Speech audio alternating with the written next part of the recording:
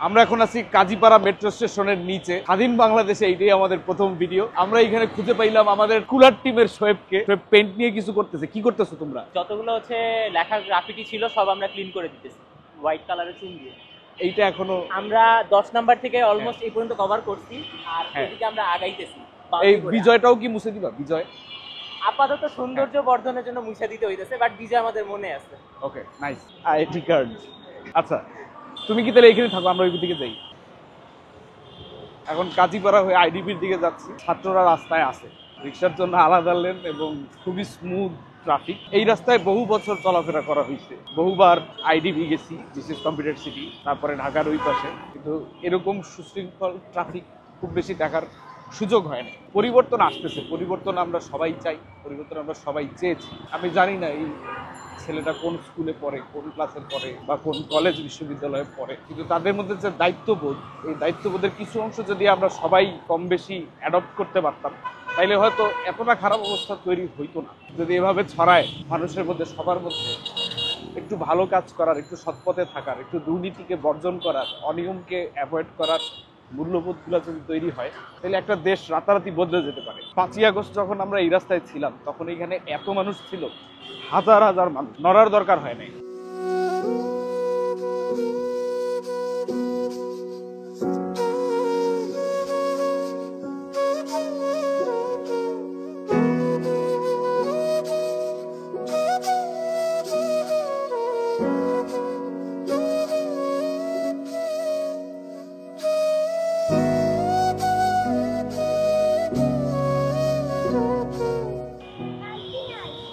লাগবে না, না এত নেওয়া যাবে না, এত নেওয়া যাবে না।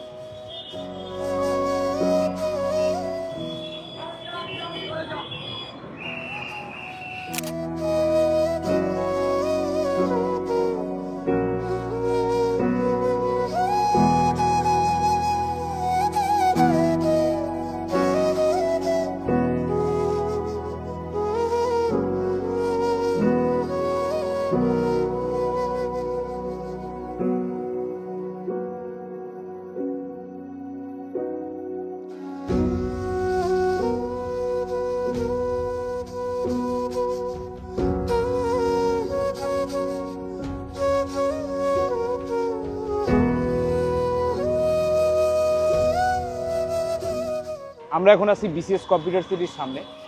এইখানে সামনের রাস্তায় কিছু গ্রাফিতি ছিল, এইখানে লেখা ছিল, আমরা 5 তারিখে দেখছিলাম, ট্রাবল শুট ডান। তো আমরা আজকে চেষ্টা করবো এই লেখাগুলো পরিষ্কার করার আর দেশের কারেন্ট যে সার্বিক অবস্থা তা নিয়ে কিছু মতামত দেওয়ার সুযোগ তো সবসময় হয় না। আশা করি এখন থেকে নিয়মিতই আরো এক্সপ্রেসিভ ভাবে মতামত দেওয়া সম্ভব হবে। যেটা বলতে চাইছিলাম, আমরা করতে চাইতেছি রিফর্ম, রিপ্লেস না, মানে পরিবর্তন।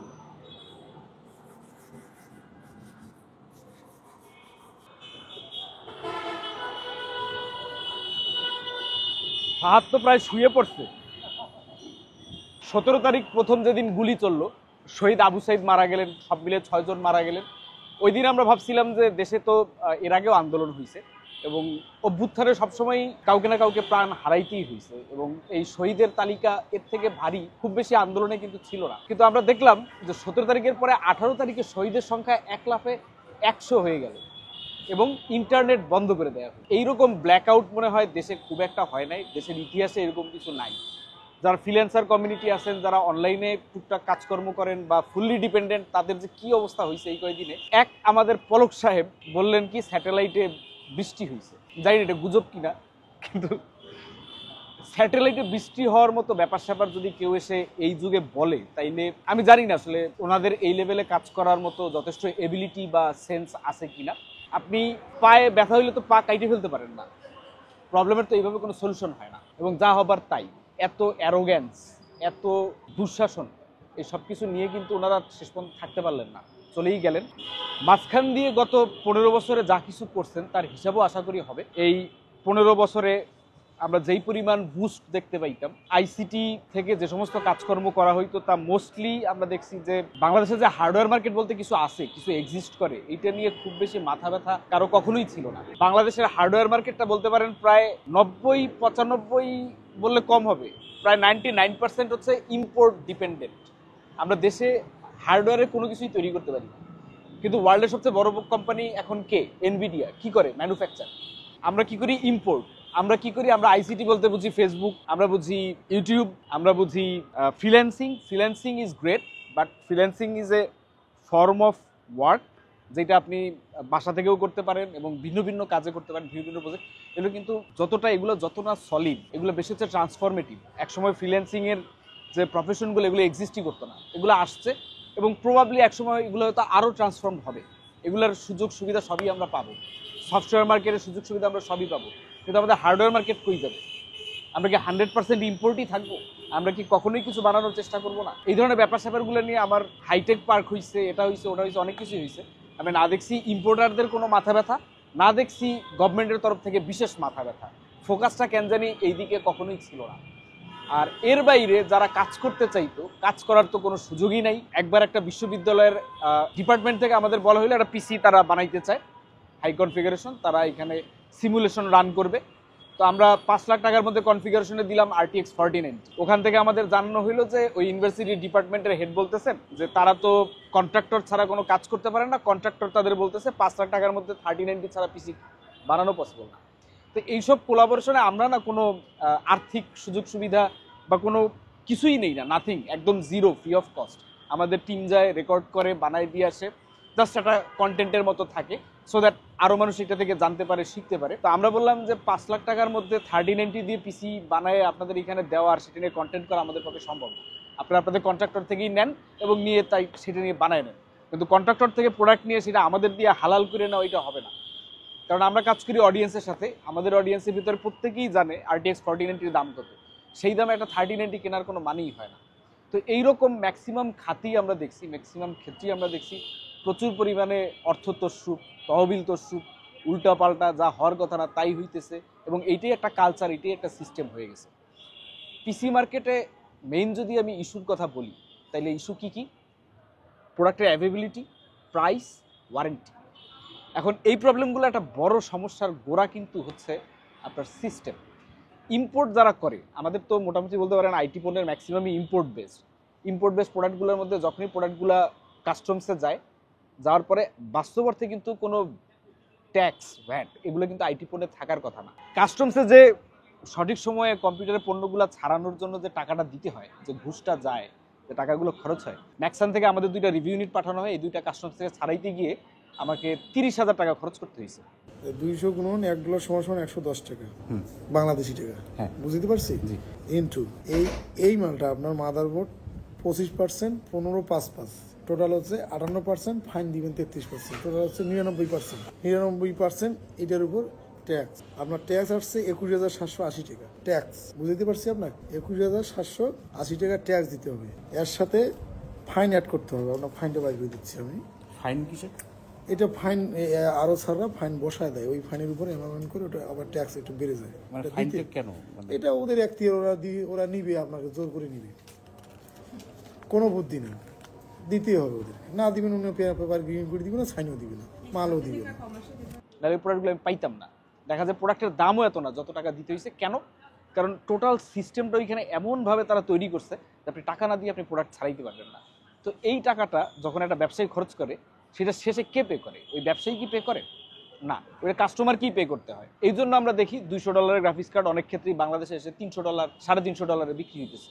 ওই পরিমাণ টাকা আমাদের দিতে হইতেছে। আমি বলবো না যে এখানে ব্যবসায়ীদেরও কোনো অংশগ্রহণ নাই, অবশ্যই তাদেরও এখানে যথেষ্ট অংশগ্রহণ থাকার কথা। তবে এই জিনিসগুলো চেঞ্জ হইতে হবে। এই প্রাইসিং, কিভাবে ডলারের রেট ফিক্স করা হইতেছে, এগুলো পাবলিক হইতে হবে, এগুলো ওপেন হইতে হবে, এগুলো নিয়ে আলোচনা হইতে হবে, কথা হইতে হবে। কেন এমন হইতেছে সেটা নিয়ে জবাব দিতে থাকতে হবে, তাইলে পরে এই মার্কেটটা আরেকটু সহনশীল হবে। তারপরে ওয়ারেন্টির ব্যাপারটা যদি আমি বলি, ওয়ারেন্টি ইস্যু যেটা মেইনলি হয়, দেখা যায় যে ইন্টারন্যাশনালি ওয়ারেন্টি কোম্পানিগুলো দিতেছে একরকম, বাংলাদেশে কিছু অদ্ভুত ওয়ারেন্টি পলিসি তৈরি করা হয়েছে, যার মধ্যে ডেপ্রিসিয়েশন কস্ট বলতে একটা ব্যাপার আছে।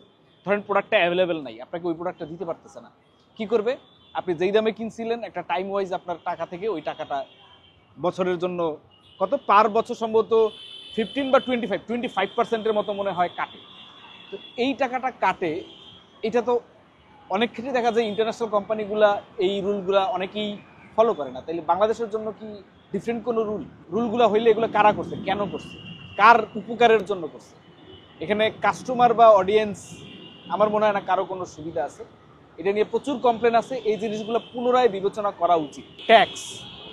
ট্যাক্সের প্রবলেমটা বলি, ট্যাক্স পিসি হার্ডওয়্যার কম্পোনেন্টে খুব বেশি নাই বললেই চলে, কিন্তু আপনার ল্যাপটপে কিন্তু ট্যাক্সের পরিমাণ 31.5%, তারপরে প্রিন্টার কার্টিজে কিন্তু প্রায় 17%-এর আশেপাশে। তো এই জিনিসগুলোর উপরে ট্যাক্স বসায় প্রত্যেকটা প্রোডাক্টের দাম বাড়াই দিয়ে বাংলাদেশ ডিজিটাল বাংলাদেশ কিভাবে হইল, কেমনে হওয়া পসিবল, যেখানে আইটি পণ্য কিনতে গিয়ে এই পরিমাণ ট্যাক্স মানুষকে দিতে হয়।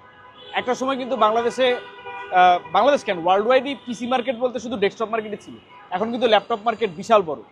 ল্যাপটপের উপরে এই 32% ট্যাক্স বসাই দিয়ে কিন্তু লিটারালি বাংলাদেশে যত রেপুটেটেড কোম্পানিগুলো ল্যাপটপ নিয়ে আসতো তাদের ব্যবসা কিন্তু মোটামুটি শেষ হয়ে গেছে।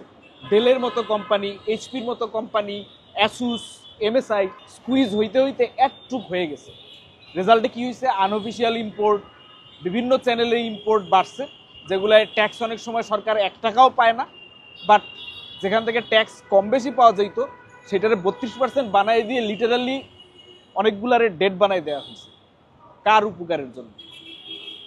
আবার যদি পরে আমরা গিয়ে শুনি যে সেই ট্যাক্সের টাকার মধ্যে হিসাবে গরমিল আছে, সেই ট্যাক্সের টাকা মিলতেছে না, তাহলে কেমন লাগে? তো এই ভ্যাট ট্যাক্সের এই ব্যাপারগুলো পুনর্বিবেচনা করা উচিত। বাংলাদেশ যদি আসলেই আইটিতে কিছু করতে চায় তাহলে হার্ডওয়্যারের দাম বাড়াই দিয়ে আসলে কিছু করা পসিবল না। বাংলাদেশের দেশি কোম্পানিগুলোর সুযোগ দিতে হবে, কোনো সন্দেহ নেই, কিন্তু যেখানে দেশি কোম্পানি সাপ্লাই ডিমান্ডের রেশিও মেনটেন করতে পারার কোনো সম্ভাবনাই নাই, এখনো তৈরিই হয় নাই, সেখানে আগেই একটা ট্যাক্স বসাই দিয়ে আপনি চাইলেই এনভিডিআরে ফোর্স করতে পারবেন না বাংলাদেশে একটা ফ্যাক্টরি দেওয়ার জন্য, এটা পসিবল না।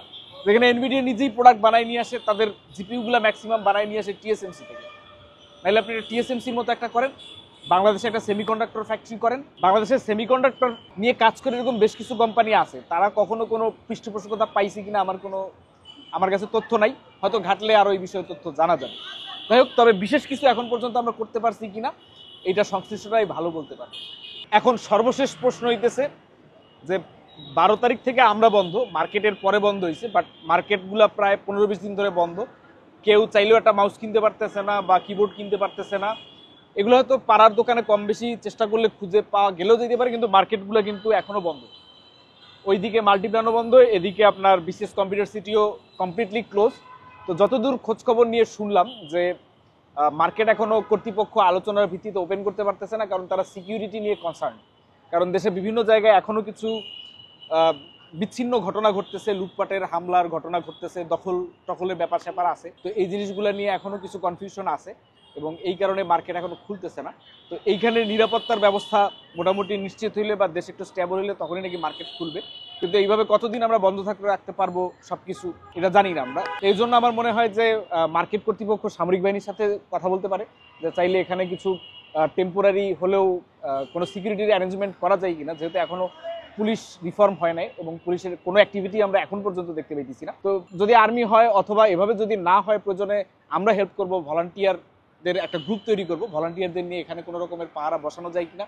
কারণ আইটি বন্ধ করে দিয়ে আপনি ডিজিটাল বাংলাদেশ তো ভালো, আমাদের এই মুভমেন্টই হইতো না যদি আইটি হার্ডওয়্যারের সাপোর্টটা না থাকতো, যদি কম্পিউটার না থাকতো।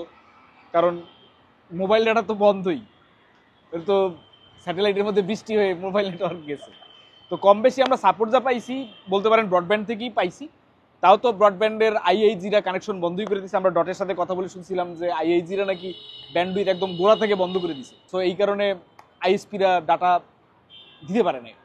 তো তারপরও আমি বলবো যে যদিও আইআইজিরা তাদেরকে কোনো ক্ষতিপূরণ দিচ্ছে কিনা আমি জানি না, যতদূর শুনছি দেয় নাই, কিন্তু জনগণের কাছ থেকে তারা চেষ্টা করবেন সম্ভব হলে পরে অ্যাটলিস্ট যে কয়দিন বন্ধ ছিল ইন্টারনেট সেই কয়দিনের বিল কম রাখা যায় কিনা।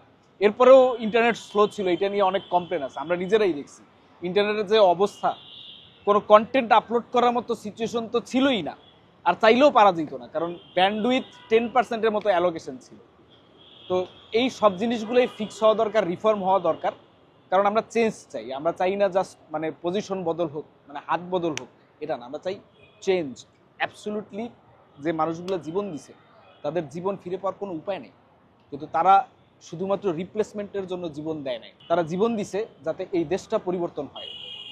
এবং যারা আন্দোলনে গেছেন তারা কিন্তু সবাই জীবনটা হাতে নিয়েই গেছে। অনেকেই বাসায় বিদায় নিয়ে গেছে, সেদিন হয়তো আবু সাইদ ফেরে নাই, আজকে হয়তো আমি ফিরবো না, কিন্তু চেঞ্জ আমরা চাই সকল জায়গা, শুধু আইটি কেন, যা কিছু আছে প্রত্যেকটা সেক্টরে ঘুষ, দুর্নীতি, স্বজনপ্রীতি এগুলার উইড আউট করতে হবে, নাইলে পরে ট্রু চেঞ্জ আসবে না। স্বাধীনতার একটা পার্ট হয়তো আমরা অ্যাচিভ করে ফেলছি, কিন্তু লম্বা পথ এখনো সামনে।